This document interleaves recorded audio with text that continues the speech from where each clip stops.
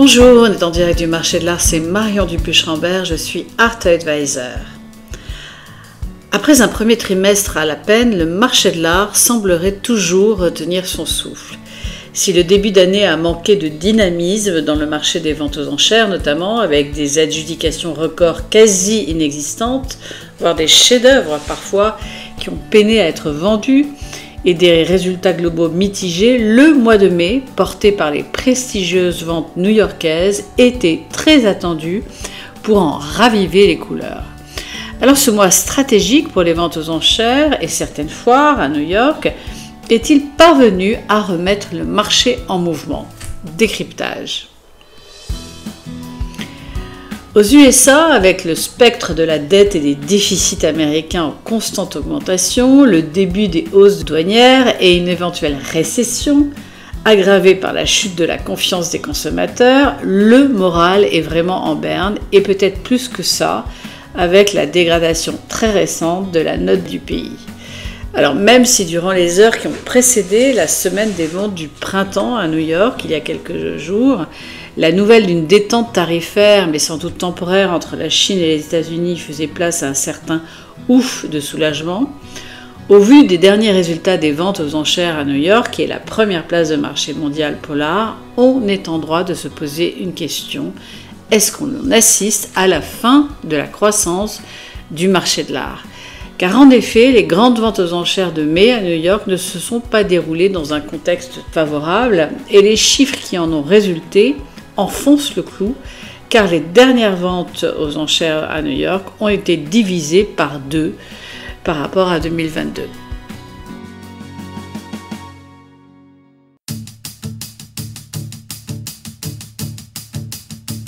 Les grandes ventes aux enchères de mai à New York se sont déroulées donc dans un contexte très incertain.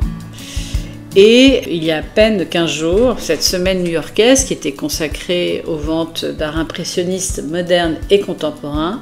n'a pas convaincu les collectionneurs et investisseurs, et ce, même si. Oui, même si les deux plus grandes maisons de vente mondiales, Christie's et Sotheby's, ont quand même additionné près de 1,2 milliard de dollars, frais compris, ventes cumulées,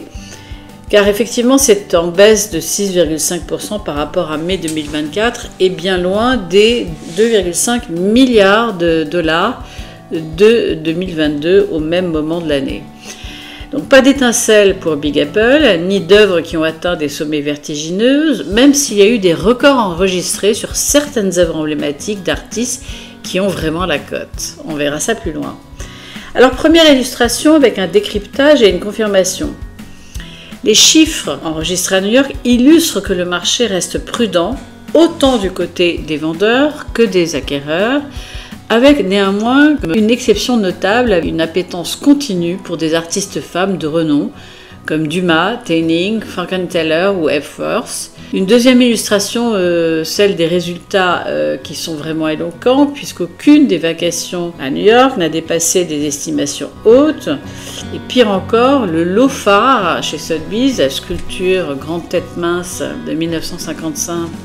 d'Alberto Giacometti, qui était estimée à 70 millions de dollars, n'a pas trouvé preneur. Et ce, sans doute, du fait de plusieurs facteurs qui peuvent expliquer ce mauvais résultat. Un marché de l'art très haut de gamme qui est toujours en repli, dans un contexte d'incertitude financière continue et de nouvelles préoccupations tarifaires, comme sans doute une estimation trop élevée, et surtout l'absence de garantie financière. Et la maison Sotheby's doit s'en mordre les doigts de ne pas avoir pu sécuriser la vente du fait du refus du vendeur, car ce buste Giacometti était la star de ces enchères du printemps. Le vendeur était la fondation Soloviev, créée par Stéphane Soloviev, fils du défunt magnat de l'immobilier new-yorkais. Et contrairement à la plupart des lots vendus de grande valeur ce soir-là, l'œuvre a été présentée sans garantie financière, soit un arrangement dans lequel la maison de vente aux enchères ou un tiers accepte à l'avance d'enchérir à un certain montant en accord avec le vendeur, garantissant de fait que la vente ait lieu. Mais il est vrai que Soloviev, l'un des principaux collectionneurs de Giacometti, est connu pour prendre ce genre de risque. Et il préfère d'ailleurs négocier souvent des accords avec les maisons de vente qui lui permettent, finalement, si le prix d'adjudication dépasse un certain seuil, d'avoir droit à une partie de la commission de la maison de vente aux enchères. Mais cette fois-ci, bien mal lui en a pris, car Sotheby's avait organisé des garanties financières pour les 27 autres lots de la vente. Christie's, en revanche, a enregistré la veille des résultats plus élevés, avec une vente assortie, elle, de garanties pour la collection Reggio, et notamment des offres irrévocables sur les 2/3 des lots, garantissant ainsi qu'il trouve preneur. Pire encore, en cette fin de mois de mai, le marché de l'art, comme d'autres secteurs du commerce international, se demande ce qu'il adviendra de ces chiffres et donc de ces résultats de vente en 2025, alors que les décrets extrêmement imprévisibles du président américain Donald Trump, comme la géopolitique internationale, perturbent définitivement l'économie mondiale.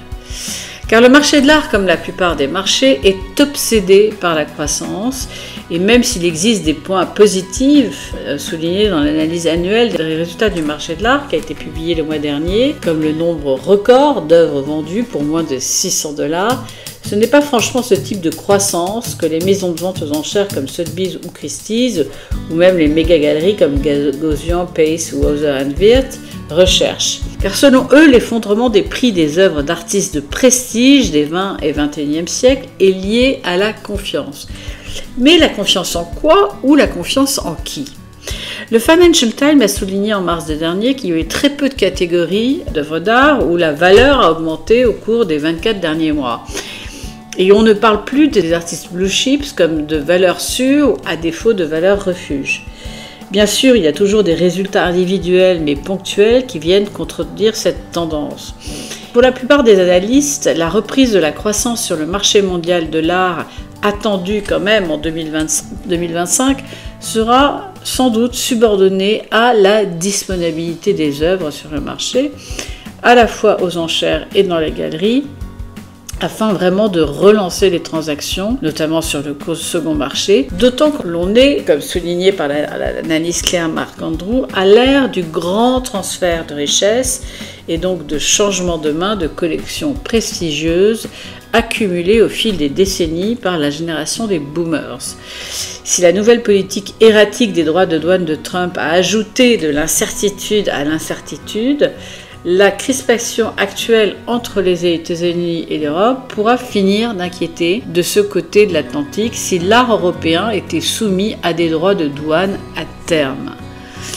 Mais pour ma part, je forme une hypothèse ou du moins un espoir, celui qu'une fois que les dispersions des collections acquises par leurs parents ou grands-parents, soit plusieurs milliards de dollars, se produiront, les nouveaux bénéficiaires de cette richesse deviennent de nouveaux collectionneurs enthousiastes à l'idée d'acheter des œuvres nouvelles, certainement avec d'autres critères.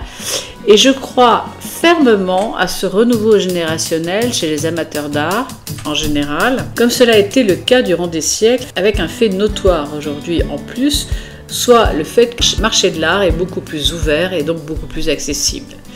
Si la demande de cette nouvelle génération est façonnée par les codes du luxe, de la culture pop et surtout de l'engagement numérique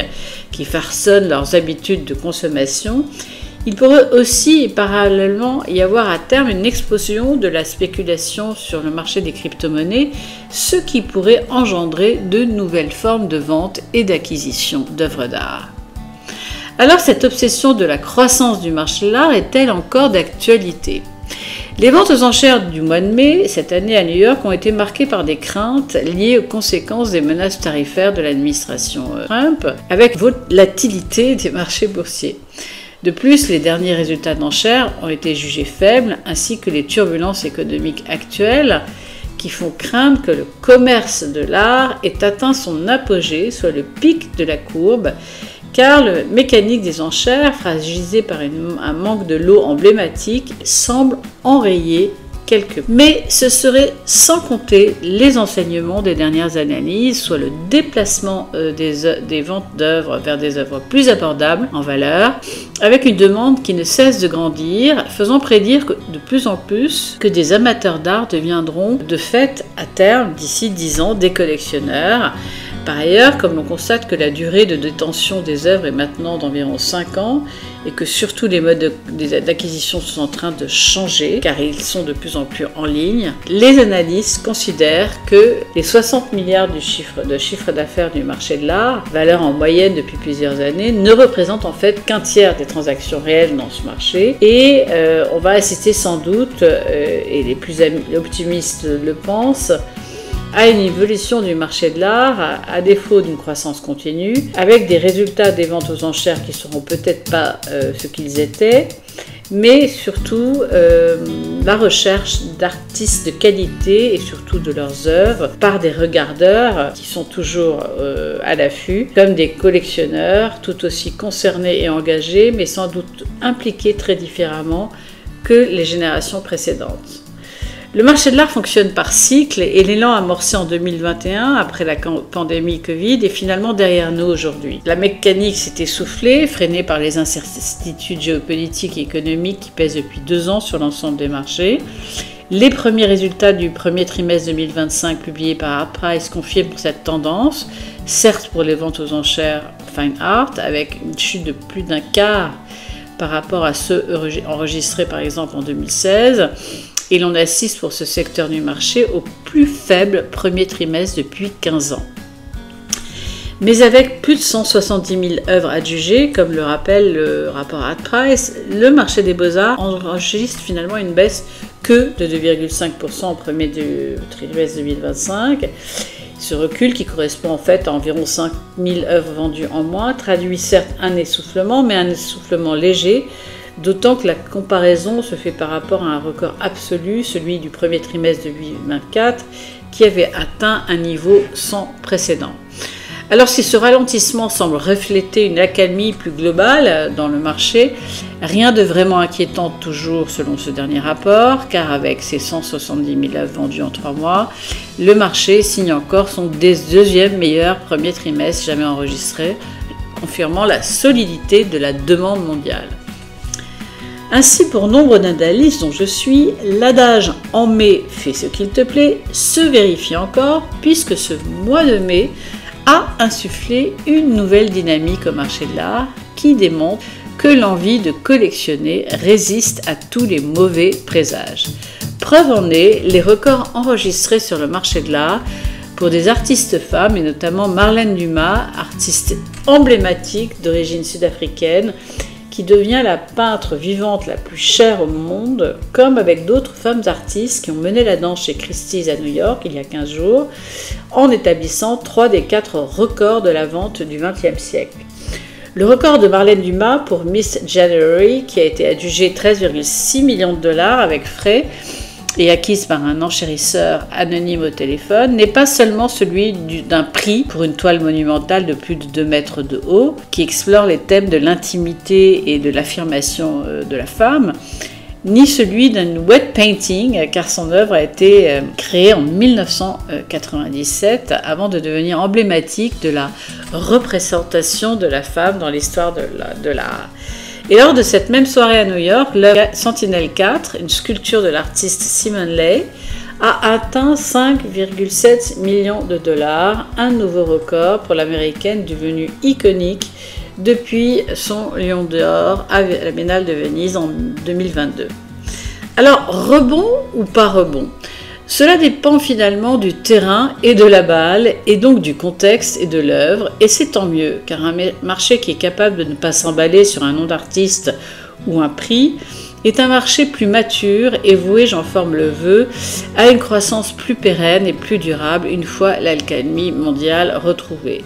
Parce que les motivations pour collectionner des œuvres de qualité, d'artistes, qu'ils soient anciens ou nouveaux, bien au-delà de leur changement de nature, ont perduré depuis le tout début de l'histoire de l'art, quelles que soient les époques. Voilà, c'était en direct du marché de l'art,